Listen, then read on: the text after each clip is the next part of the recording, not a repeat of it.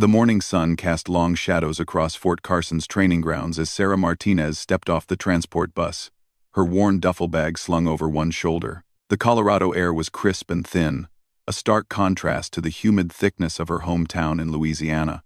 At 5 feet 4 inches tall and weighing barely 120 pounds, she looked more like a college student than someone about to begin elite sniper training with some of the military's most decorated marksmen. The other recruits were already gathering near the barracks, their voices carrying across the courtyard in boisterous conversation. Sarah could hear fragments of their talk, stories about previous military experience, boasts about hunting achievements, and confident predictions about who would wash out first. She kept her head down and walked steadily toward the group, her boots making soft sounds against the concrete. Well, what do we have here? The voice belonged to Jake Morrison, a towering 6'3" former Marine, with arms like tree trunks and a chest full of tattoos. He had been holding court with several other recruits, but now his attention focused entirely on Sarah. Did someone's little sister get lost on her way to summer camp? Laughter rippled through the group. Sarah felt 20 pairs of eyes examining her, sizing her up, finding her lacking. She had expected this reaction. It was nothing new. Throughout her life, people had consistently underestimated her based on her appearance. Her quiet demeanor and small stature seemed to invite assumptions about her capabilities. "I'm here for sniper training," Sarah said simply, her voice steady despite the hostile attention. She adjusted her grip on her duffel bag and met Jake's gaze directly. This provoked more laughter, louder this time. Marcus Chen, a former Army Ranger with precision shooting experience, shook his head in apparent disbelief. "Sniper training? Are you serious? You look like you'd get knocked over by the recoil from a BB gun, let alone an M24.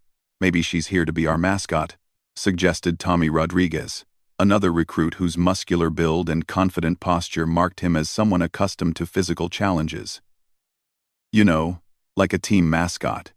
She could carry our water bottles." The group found this hilarious.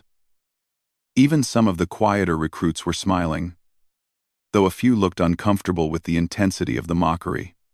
Sarah remained silent, her expression neutral. She had learned long ago that responding to this kind of treatment usually only made it worse. Better to let her actions speak for themselves when the time came. "Come on, guys, give her a break," said David Park, one of the older recruits who had previously served as an Army instructor. But even his tone suggested he didn't think Sarah belonged there. "Maybe she has hidden talents we don't know about." "Hidden talents?" Jake laughed so hard he nearly choked. "Like what? Knitting? Baking cookies? I've seen action figures that look more intimidating than she does." Sarah finally spoke, her voice calm and measured. "I qualified for this program the same way everyone else did. I met the physical requirements, passed the written exams, and completed the preliminary marksmanship tests." She paused, looking around the group. "Just like all of you." This statement was met with skeptical glances and more muted laughter. The physical requirements for sniper training were notoriously demanding, requiring candidates to demonstrate exceptional fitness, mental toughness, and shooting accuracy under extreme conditions. The idea that someone of Sarah's apparent delicate build could meet these standards seemed impossible to most of the recruits. "Sure you did, sweetheart," Jake said with exaggerated patience, as if talking to a child. "And I'm sure they gave you lots of extra help along the way. You know, special accommodations, easier tests, that kind of thing. Got to fill those diversity quotas somehow, right?" Several recruits nodded in agreement. This explanation made sense to them.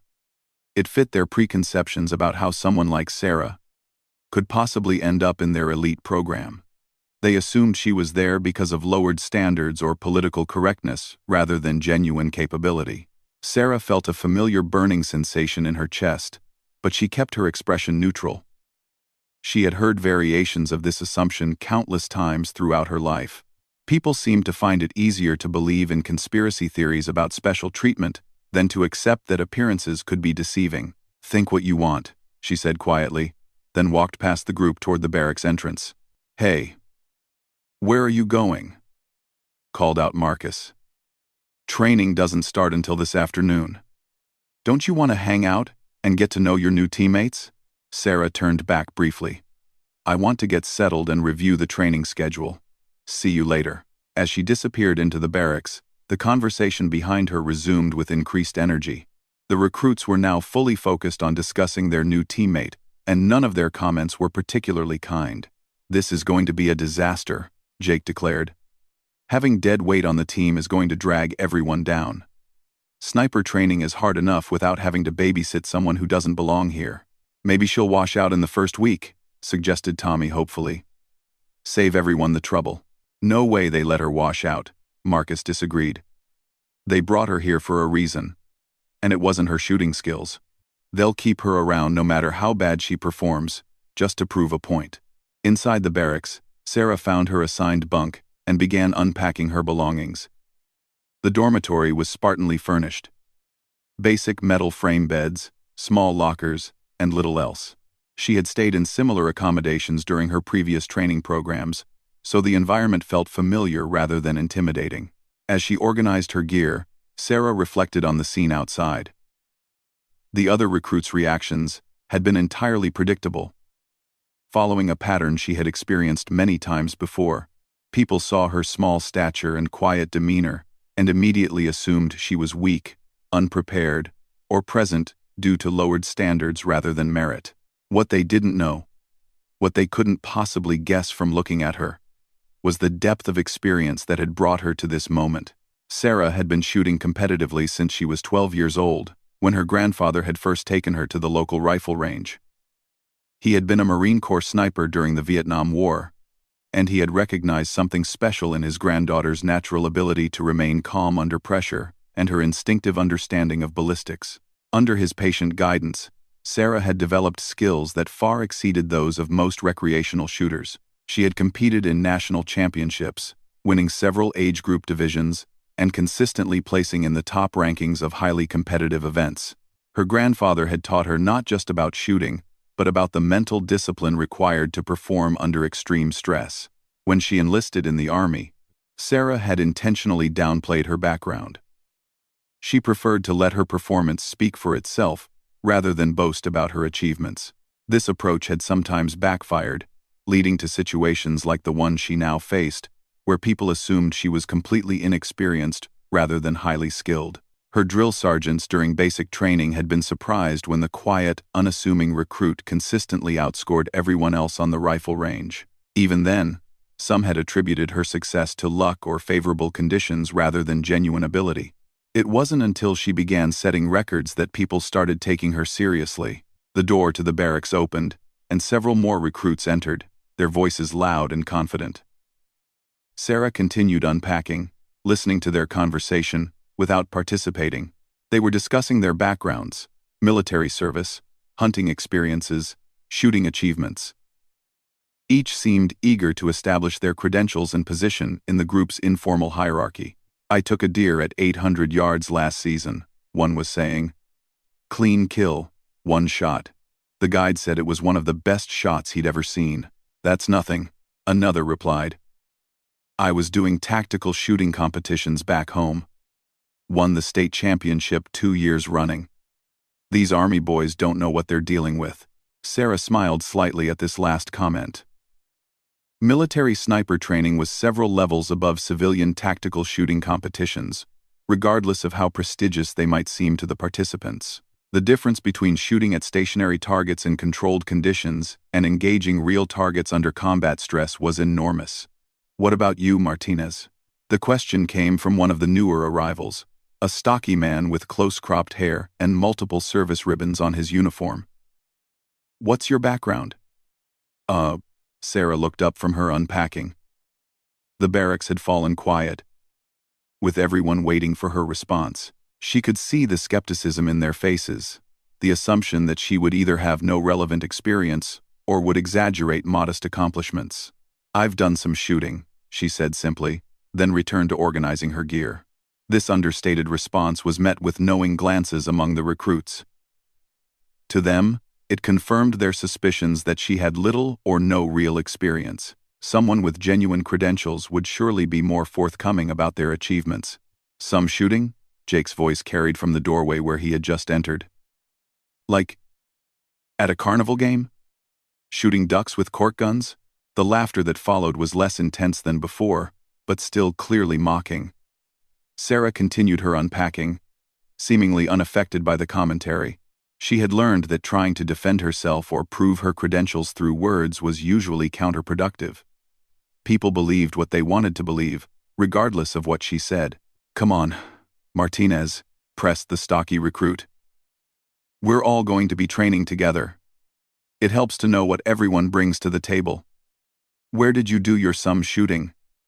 Sarah paused in her unpacking and looked around the room. Every face was turned toward her. Expressions ranging from amused to skeptical to mildly curious. She realized that avoiding the question was only reinforcing their assumptions about her lack of experience. "Local ranges, mostly," she said finally. "Some competitions. My grandfather taught me." "Competitions?" Marcus had entered during the conversation and caught this last part. "What kind of competitions? Like, county fair stuff?" "Various kinds," Sarah replied, deliberately vague.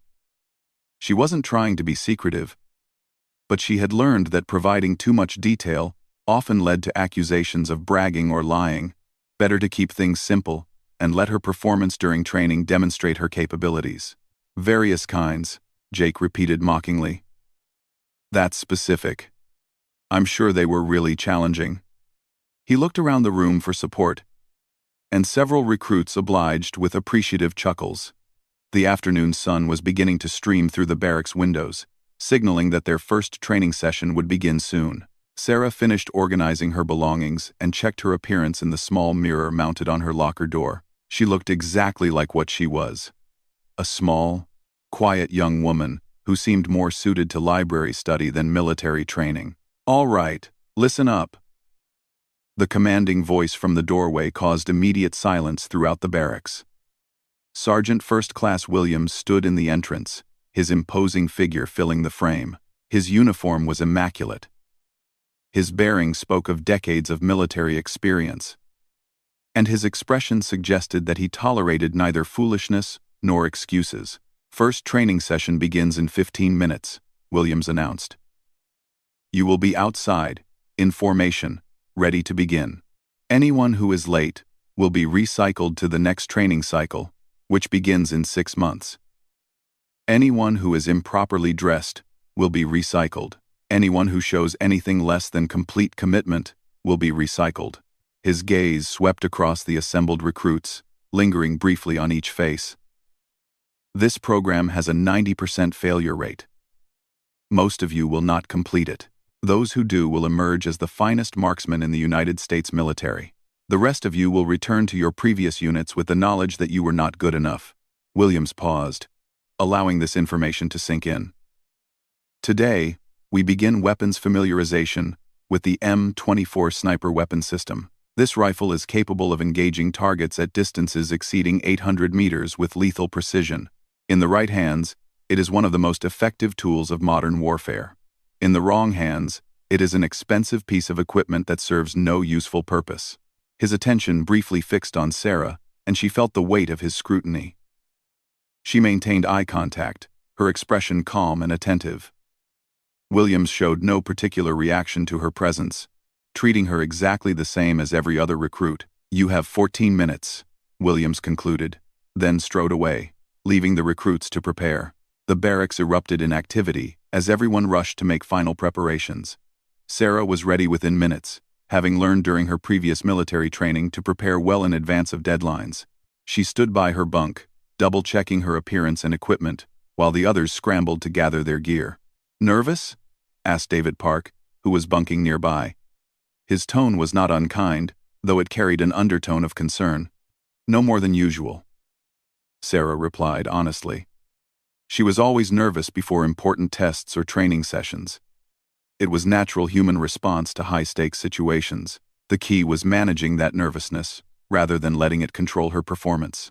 "Look," David said quietly, moving closer so others couldn't overhear. I don't know what your background really is, but this training is going to be intense, physically demanding, mentally challenging, the whole package. If you're having any doubts about whether you belong here, now might be the time to reconsider." Sarah looked at him carefully. Unlike the others, David seemed genuinely concerned rather than dismissive. His advice appeared to come from a place of wanting to help rather than wanting to see her fail. "I appreciate the concern," she said, "but I'm here for the same reason everyone else is. I want to be the best marksman I can be." David nodded slowly. "All right. Just remember, there's no shame in recognizing when something isn't the right fit. Better to realize that early than to wash out later and waste everyone's time." Before Sarah could respond, Jake's voice cut across the barracks. "Time to go, people. Let's see who actually belongs here and who's just taking up space." The recruits filed out of the barracks in a loose formation, their boots echoing against the concrete as they made their way toward the training area. Sarah found herself walking near the back of the group, listening to the confident chatter of the other recruits as they discussed their expectations for the afternoon's training. The weapons training facility was a large, well-equipped building containing multiple shooting stations and storage for various weapon systems. Tables had been set up with M24 rifles, one for each recruit, along with the associated equipment and ammunition they would be using throughout the program. Sergeant Williams was waiting for them, standing beside a display table that held a disassembled M24 system. The afternoon sunlight streaming through the windows highlighted the precise engineering of the weapon components, from the heavy barrel to the sophisticated scope mounting system. "Form up in 2 lines," Williams commanded. "You will be assigned to specific weapons based on the serial numbers I call out. These rifles will be your responsibility for the duration of this program. You will maintain them, clean them, and treat them with the respect due to precision instruments."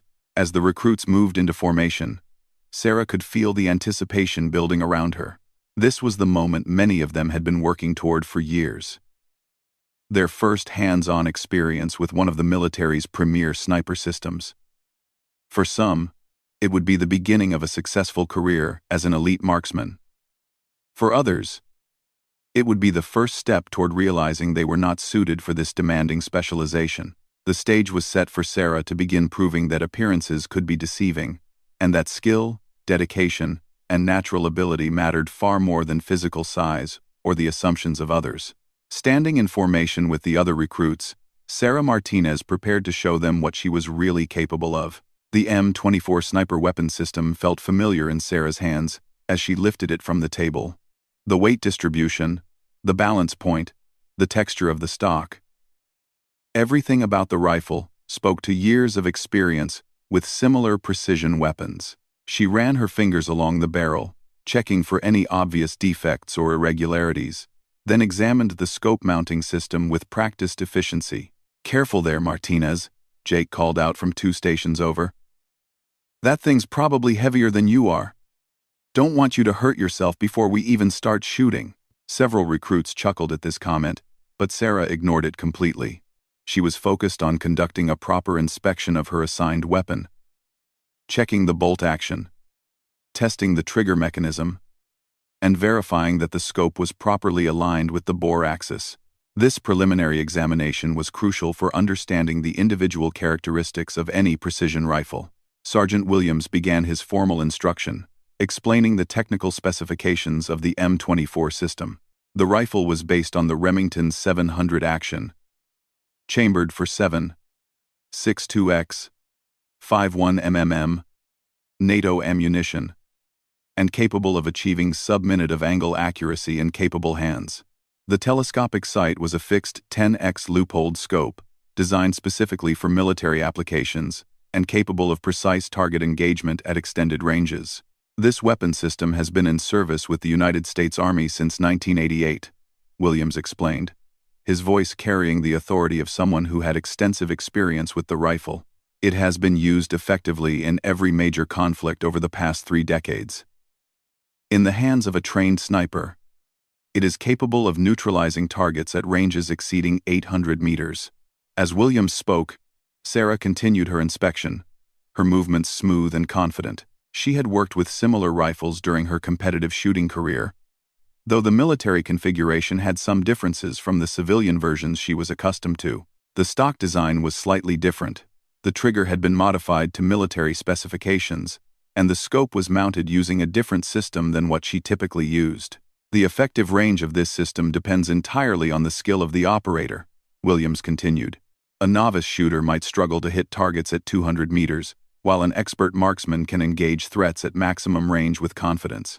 Over the next several weeks, we will determine which category each of you falls into. Tommy Rodriguez raised his hand. Sergeant, what's the longest confirmed kill with an M24? That information is classified, Williams replied curtly. What matters for your purposes is that the weapon is capable of far more precision than any of you currently possess. Your job is to develop the skills necessary to utilize its full potential. The first exercise was basic familiarity training. Each recruit would spend time handling their weapon, learning the proper procedures for loading, aiming, and firing. They would start with dry firing exercises, practice shots without ammunition, to develop muscle memory and proper technique. Sarah settled into the shooting position Williams demonstrated, lying prone behind her rifle with the weapon properly supported. The position felt natural to her, like slipping into a comfortable old jacket. Years of competitive shooting had ingrained the proper stance, breathing techniques, and trigger control that were essential for precision marksmanship. Martinez, what the hell are you doing? Williams's sharp voice cut through the ambient noise of the training facility. Sarah looked up to find the sergeant standing directly over her, his expression stern. The entire group of recruits had stopped their own practice to watch this interaction. Practicing dry fire exercises, Sergeant, Sarah replied, genuinely confused about what she might be doing wrong. That's not the position I just demonstrated, Williams said. Your support hand placement is wrong. Your cheek weld is inconsistent. And your trigger finger alignment is completely off. Sarah looked down at her position, trying to understand the criticism. To her, everything felt correct. The natural point of aim was stable, her breathing was controlled, and her trigger finger was positioned exactly where it should be for consistent shot placement. Show me the correct position, Sergeant, she requested politely. Williams knelt beside her and began adjusting her stance. He moved her support hand to a different position on the rifle's forestock, adjusted the angle of her head against the stock, and repositioned her trigger finger. Each adjustment felt awkward and unnatural to Sarah, disrupting the stability she had achieved. There, Williams said when he finished. That's the proper military shooting position. Practice it until it becomes automatic. Sarah nodded and tried to settle into the adjusted position, but everything felt wrong. The natural point of aim was off, her sight picture was inconsistent, and the trigger reach felt uncomfortable. She had spent years developing a shooting stance that worked perfectly with her body mechanics and personal style, and now she was being asked to abandon it in favor of a standardized approach that didn't suit her at all. Having trouble, Martinez? Jake's voice carried clear amusement. Maybe this stuff is harder than you thought. It's just a different technique than I'm used to, Sarah replied, still trying to make the prescribed position work. Different than you're used to? Marcus laughed. What technique were you using before? The close your eyes and hope for the best method? The other recruits found this hilarious. Even David Park, who had been relatively supportive earlier, was smiling at the exchange. From their perspective, Sarah's difficulty with the basic position confirmed their suspicions about her lack of experience and proper training. Williams moved on to work with other recruits, leaving Sarah to struggle with the unfamiliar position. She spent the next hour trying to make it work, adjusting small details and attempting to achieve the stability and comfort she needed for accurate shooting. Nothing felt right. Meanwhile, the other recruits seemed to be adapting to the military techniques much more easily. Jake in particular appeared completely comfortable with the prescribed shooting position, achieving what looked like excellent stability and sight alignment. His background as a Marine had clearly given him familiarity with military shooting methods. Looking good, Morrison, Williams commented as he observed Jake's form. Previous service shows, keep that up. Tommy Rodriguez was also performing well, his natural athleticism helping him quickly master the physical demands of the prone shooting position. Marcus Chen's civilian tactical shooting experience translated reasonably well to the military techniques, Though Williams made several minor adjustments to his stance, Sarah, by contrast, continued to struggle. The position that Williams had prescribed felt increasingly awkward the more she practiced it. Her natural point of aim kept shifting, her sight picture was inconsistent, and she couldn't achieve the rock-solid stability that was essential for precision shooting. "Time for live-fire exercises," Williams announced after the recruits had spent an adequate amount of time practicing the basic positions. "You will each fire 5 rounds at targets positioned at 100 meters. This is not a competition or a test. It is simply a baseline assessment of your current capabilities." The recruits moved to the firing line, each taking position behind their assigned rifle. Targets had been placed downrange, and spotting scopes were available to observe shot placement. Sarah found herself positioned between Jake and Tommy, both of whom seemed supremely confident as they prepared for their first shots. "Ladies first," Jake said with exaggerated courtesy, gesturing for Sarah to begin. "Let's see what you can do." "Let's see what you can do." Sarah settled into the prescribed shooting position, still fighting the awkwardness that had plagued her during the dry fire practice. She chambered a round, acquired her sight picture, and began her breathing cycle. Everything about the process felt forced and unnatural, but she tried to work with the techniques Williams had insisted upon. Her first shot felt wrong the moment she squeezed the trigger. The rifle's recoil seemed harsher than it should have been, and her follow-through was disrupted by the instability of her position. Through the spotting scope, Williams observed the shot placement. "Low and left, Martinez," he called out. "You're not maintaining consistent cheek weld, and your trigger control needs work." Sarah's second shot was marginally better, but still not up to her usual standards. She was fighting against years of ingrained muscle memory, trying to force her body to work with techniques that didn't suit her natural shooting style. The third shot was actually worse than the first two, as her frustration began to affect her concentration. "This is painful to watch," Jake muttered, loud enough for others to hear. "I've seen kids at summer camp shoot better than that." The fourth and fifth shots showed slight improvement as Sarah began to adapt to the prescribed techniques, but her overall performance was clearly substandard. When Williams called out her final score, it was barely adequate for a trained soldier, let alone someone aspiring to become an elite sniper. "Rodriguez, you're up," Williams commanded. Tommy took his position and immediately looked comfortable and confident. His first shot was excellent, followed by 4 more rounds that clustered tightly around the center of the target. His natural athleticism and good hand-eye coordination served him well with the military shooting techniques. "Outstanding work, Rodriguez," Williams praised. "That's the kind of shooting we expect from sniper candidates." Jake's performance was even better than Tommy's. His Marine Corps background had given him extensive experience with precision shooting, and his 5 rounds formed an impressively tight group near the center of the target. Williams's comments were highly complimentary, clearly indicating that Jake was performing at exactly the level expected for elite training. Marcus also shot well, though not quite as impressively as Jake or Tommy. His civilian competition experience provided a solid foundation, and he adapted quickly to the military techniques. David Park's performance was respectable, showing good fundamentals even though his grouping was larger than the top performers.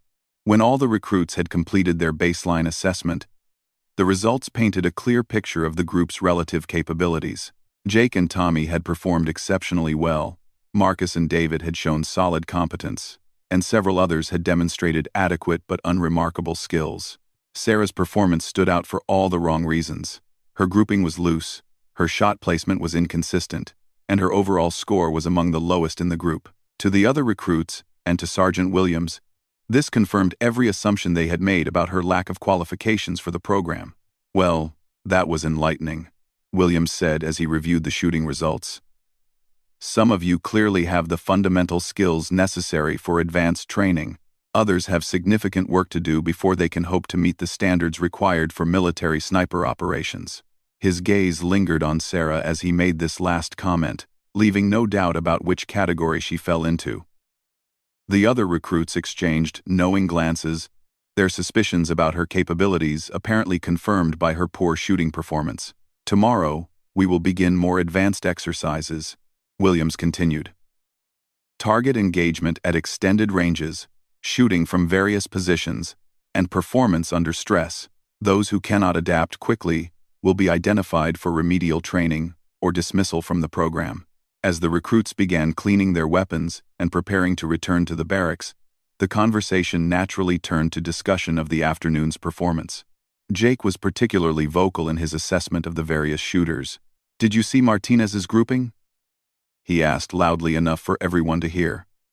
"I've seen better shooting from blindfolded recruits. How did she even qualify for this program?" Quote, "Maybe they scored it differently for her," suggested Marcus.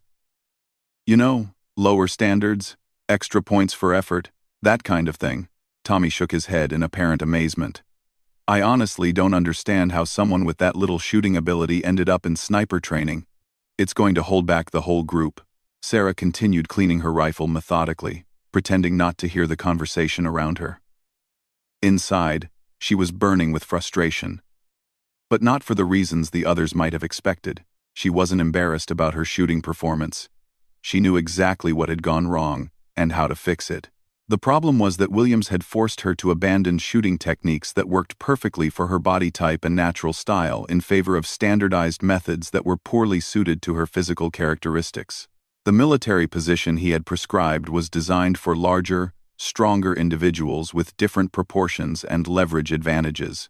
Sarah had spent years developing a shooting style that maximized her natural abilities while compensating for her smaller stature. Her competitive shooting success had been built on techniques that allowed her to achieve exceptional stability and precision despite her size disadvantage.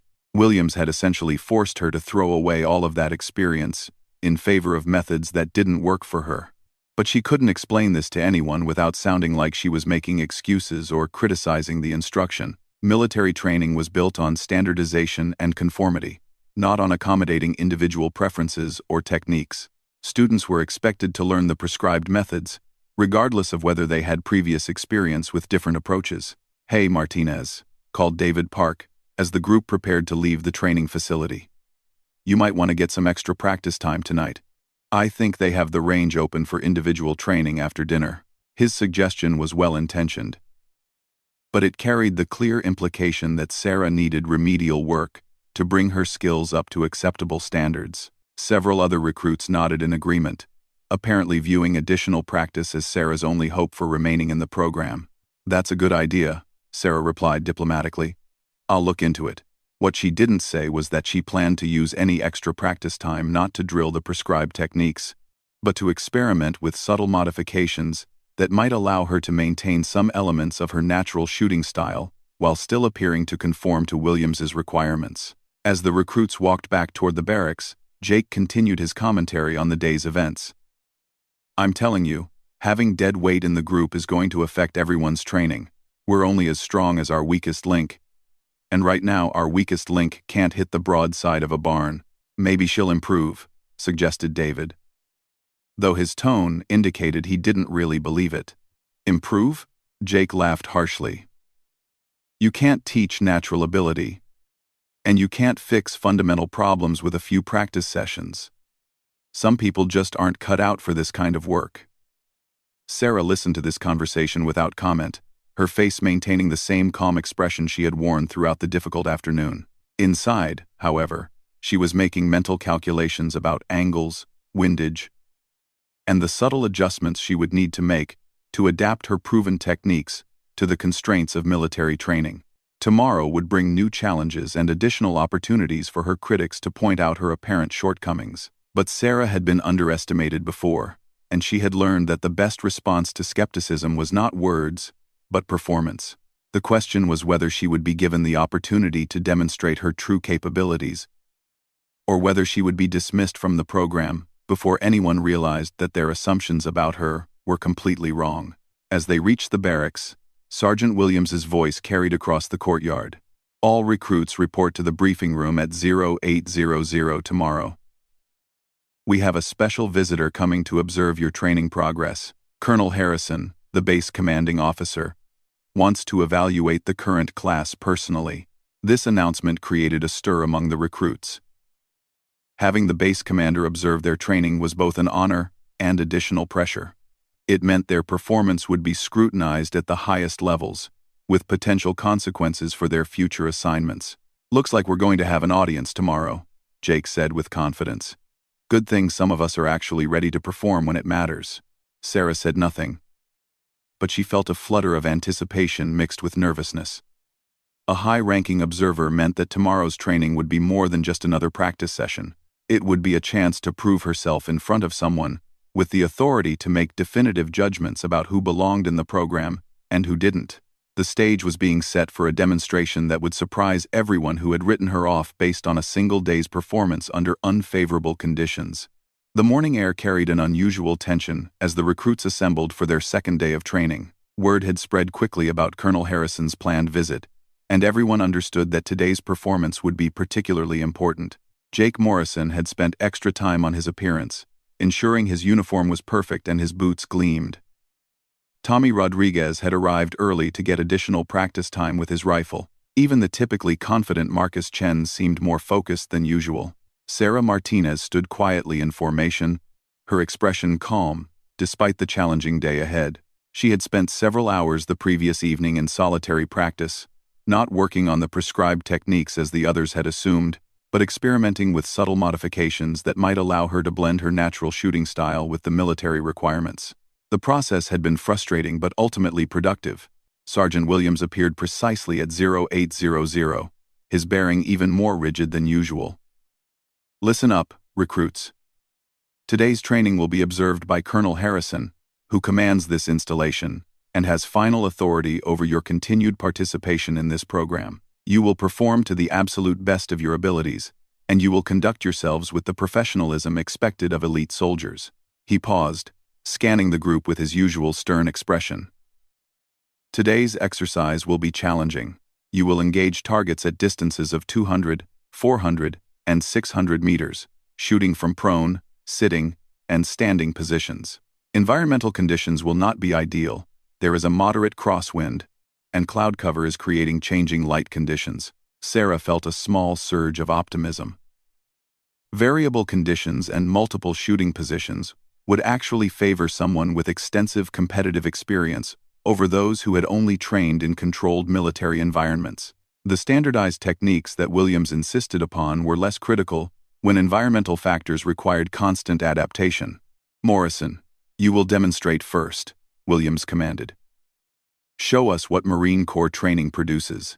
Jake stepped forward confidently, clearly pleased to be selected as the opening performer. He settled into his prone position behind the M24, taking his time to establish proper sight alignment and breathing rhythm. His first target was positioned at 200 meters, a relatively easy shot for an experienced marksman. His performance was solid and competent. The shot placement was good, though not exceptional, and his technique appeared textbook perfect according to military standards. Williams nodded approvingly as Jake moved through the progression of distances and positions, maintaining consistent accuracy throughout the exercise. "Acceptable work, Morrison," Williams commented. "You demonstrate the fundamentals properly and maintain good discipline under observation." Tommy Rodriguez performed next, his natural athleticism serving him well as he transitioned between different shooting positions. His accuracy was comparable to Jake's, and his confidence remained high throughout the challenging exercise. Marcus Chen followed with a respectable performance that showed his civilian competition background adapting reasonably well to military requirements. As each recruit completed the exercise, a clear hierarchy was emerging. Jake and Tommy were establishing themselves as the top performers, with Marcus and David Park forming a solid second tier. The remaining recruits showed varying levels of competence, but none demonstrated exceptional ability. "Martinez, you're up," Williams announced when Sarah's turn arrived. She stepped forward, acutely aware that all eyes were upon her. Her poor performance the previous day had marked her as the weakest member of the group, and everyone expected today's more challenging exercise to confirm her unsuitability for the program. Sarah settled into the prone position. But instead of rigidly following Williams's prescribed techniques, she made subtle adjustments that felt more natural. Her support hand placement was slightly different. Her cheek weld was adjusted to her facial structure, and her trigger finger alignment followed the method that had worked successfully for years of competitive shooting. Williams noticed the modifications immediately. Martinez, what did I tell you yesterday about proper position? You're reverting to bad habits. I'm just making small adjustments for comfort, Sergeant, Sarah replied diplomatically. The fundamentals are the same. Williams looked skeptical but didn't force her to change back to his prescribed position. Perhaps he was curious to see whether her modifications would produce better results than her disastrous performance the previous day. Sarah acquired her sight picture on the 200-meter target, controlling her breathing and achieving the mental stillness that was essential for precision shooting. The crosswind was coming from her left at approximately 8 miles per hour. Not strong enough to significantly affect bullet trajectory at this range, but something to monitor for the longer shots. Her first shot felt perfect the moment she squeezed the trigger. The rifle's recoil was absorbed smoothly by her properly positioned body, and her follow-through was automatic and consistent. Through the spotting scope, the shot placement was clearly visible. A precise hit near the center of the target. Good shot, Martinez, Williams acknowledged with some surprise. Much better than yesterday. Sarah's second shot was equally impressive, and her third completed a tight grouping that was among the best of the day. The other recruits watched with increasing interest as she consistently placed shots exactly where she intended them to go. Not bad, Jake admitted grudgingly. Maybe you just needed some practice. But Sarah was just getting started. As she moved to the sitting position for shots at 400 meters, her performance became even more impressive. The sitting position was technically more difficult than prone, requiring greater stability from core muscle strength and balance. For many shooters, it was significantly less accurate than prone shooting. Sarah, however, had spent countless hours perfecting her sitting position during competitive shooting. It was actually one of her strongest positions, allowing her to achieve stability that was almost as good as prone, while offering greater flexibility for target engagement. Her first shot at 400 meters was a clean center hit. The second shot was slightly high but still well within the acceptable scoring zone. The third shot was another perfect center hit, creating a grouping that was tighter than most recruits had achieved at the easier 200-meter range. Williams was now paying close attention to Sarah's performance, his expression shifting from skeptical to genuinely interested. Several of the other recruits had stopped their own preparations to watch her shooting, clearly surprised by the dramatic improvement from the previous day. Outstanding shooting, Martinez, Williams commented. That's some of the best marksmanship I've seen from a recruit. The standing position at 600 meters represented the most challenging part of the exercise. Shooting accurately while standing required exceptional body control, breathing technique, and trigger discipline. Many experienced marksmen struggled to achieve acceptable accuracy from the standing position, especially at extended range. Sarah had always excelled at standing position shooting. Her smaller stature and lower center of gravity actually provided advantages in terms of stability, and years of competitive experience had taught her how to achieve surprising accuracy from this difficult position. She established her stance, bringing the rifle to her shoulder with smooth efficiency. The 600-meter target appeared much smaller through the scope, and the crosswind would have a noticeable effect on bullet trajectory at this distance. Sarah made mental calculations for wind drift and elevation adjustment, drawing on extensive experience with long-range shooting in variable conditions.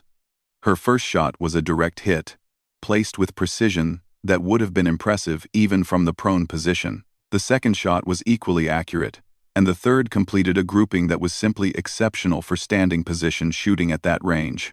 Williams stared at the target through his spotting scope, clearly struggling to believe what he was seeing. Martinez, that is some of the finest marksmanship I have witnessed in 20 years of training snipers. Where did you learn to shoot like that? Before Sarah could answer, a new voice cut through the morning air. What seems to be the commotion here? Sergeant Williams? Everyone turned to see Colonel Harrison approaching the shooting line. He was a tall, distinguished-looking officer, with silver hair and the bearing of someone accustomed to command. His presence immediately elevated the tension level among all the recruits. Sir, Recruit Martinez just completed an exceptional shooting demonstration, Williams reported. Her performance was outstanding, particularly given her difficulties yesterday. Colonel Harrison's gaze fixed on Sarah with obvious interest. Is that so? What kind of background do you have? Recruit? Sarah straightened to attention. I've done competitive shooting since I was 12, sir. My grandfather taught me. He was a Marine sniper in Vietnam. Competitive shooting, Harrison repeated thoughtfully. What level of competition? National championship, sir. I won my age division multiple times and placed in the top 10 overall in several major tournaments. This announcement sent a shockwave through the group of recruits. National-level competitive shooting represented a degree of skill far beyond anything they had imagined when they first met the quiet, unassuming young woman. Jake Morrison's confident expression had been replaced by one of confused surprise. Wait, you're a national champion shooter? Why didn't you say anything before? You didn't ask, Sarah replied simply. And people usually don't believe me anyway. Colonel Harrison stepped closer, his interest clearly piqued.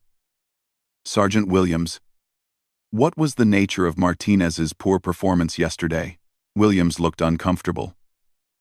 Sir, she had difficulty adapting to our prescribed shooting positions. Her technique was not in accordance with standard military methods. I see, Harrison said slowly. And today, she was allowed to modify her position? Yes, sir. I was curious to see if minor adjustments would improve her performance. Harrison nodded understanding. Recruit Martinez, I'd like to see a more comprehensive demonstration of your capabilities. Sergeant Williams, set up targets at maximum effective range. 800 meters. Let's see what she can really do.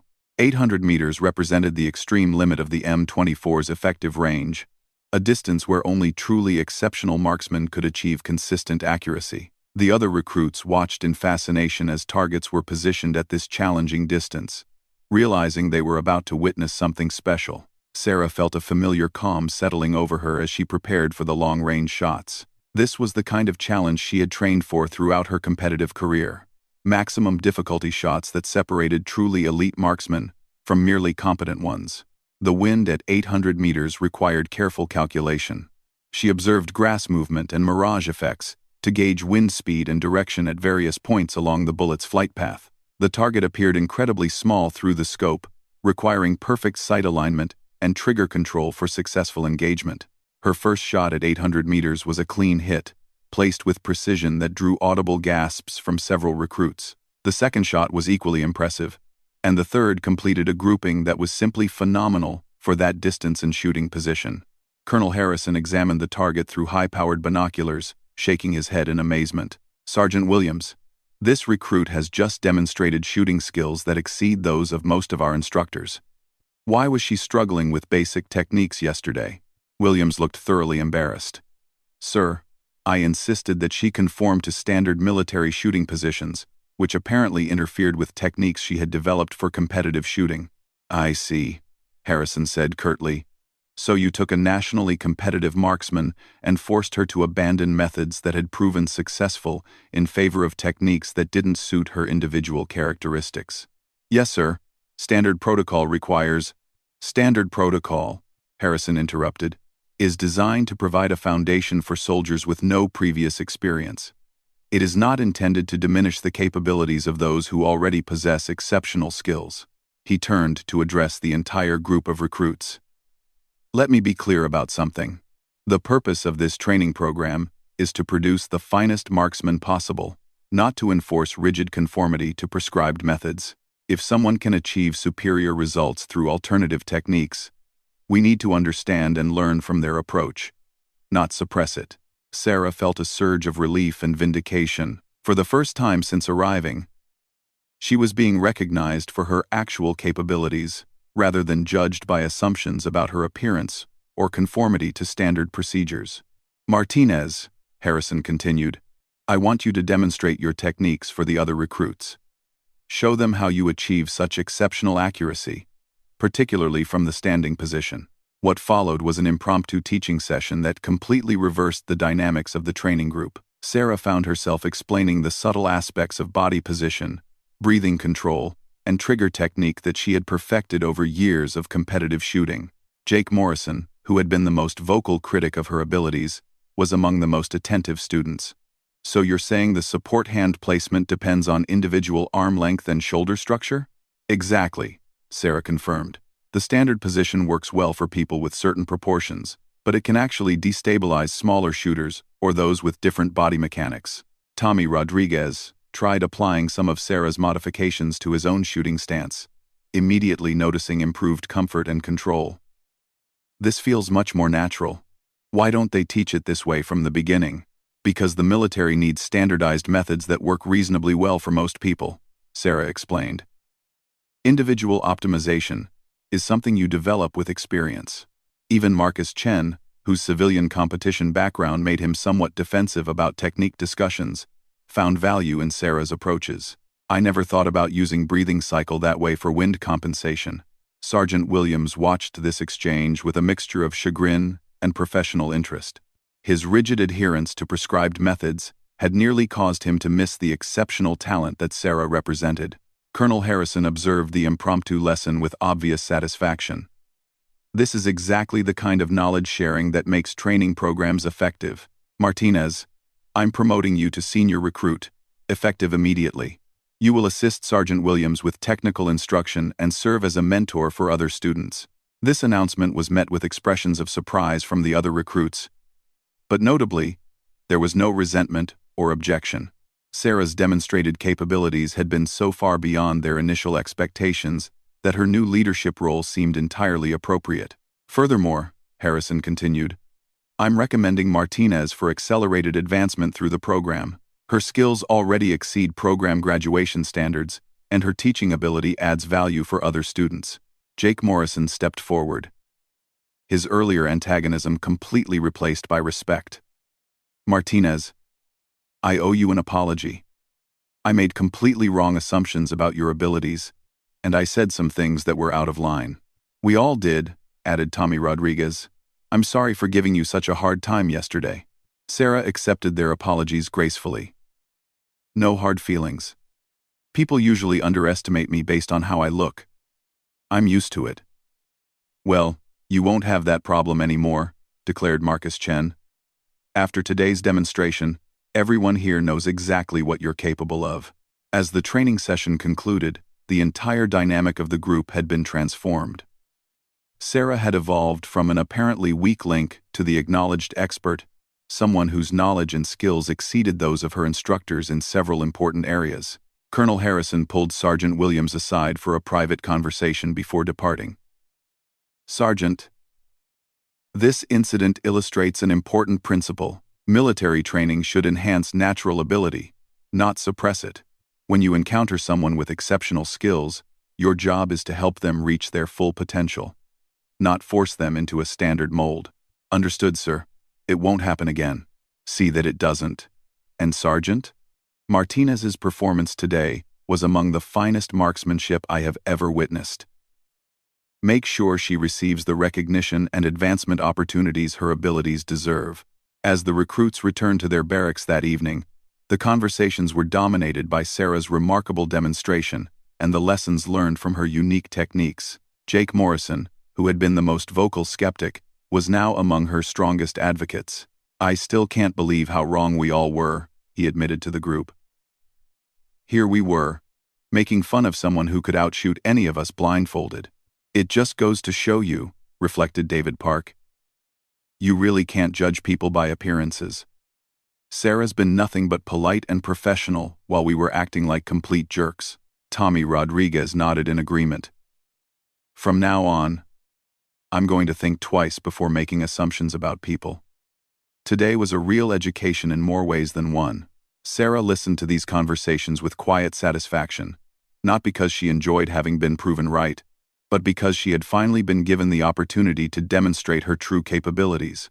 The assumptions and prejudices she had faced were familiar obstacles, but overcoming them never stopped feeling rewarding.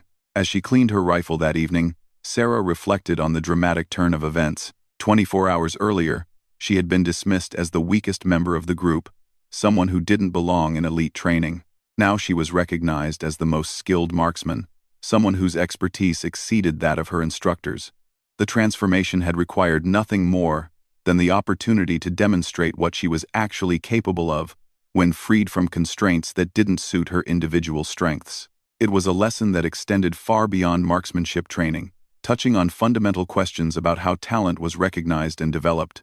Colonel Harrison's intervention had been crucial, not just in allowing Sarah to show her abilities, but in establishing a training environment where individual excellence was valued over rigid conformity. His leadership had turned a potentially destructive situation into a learning opportunity that benefited everyone involved. As Sarah completed her equipment maintenance and prepared for the next day's training, she felt a deep sense of satisfaction. The recruits who had laughed at her handling of the M24 now understood that appearances could be profoundly deceiving, and that true expertise often came in unexpected packages. Tomorrow would bring new challenges and opportunities, but Sarah faced them with confidence. She had proven that dedication, skill, and natural ability would ultimately triumph over assumptions and prejudices. The quiet young woman from Louisiana had established herself as an elite marksman, worthy of respect from peers and superiors alike. The laughter had stopped, replaced by the acknowledgement that she belonged among the finest shooters in the United States military.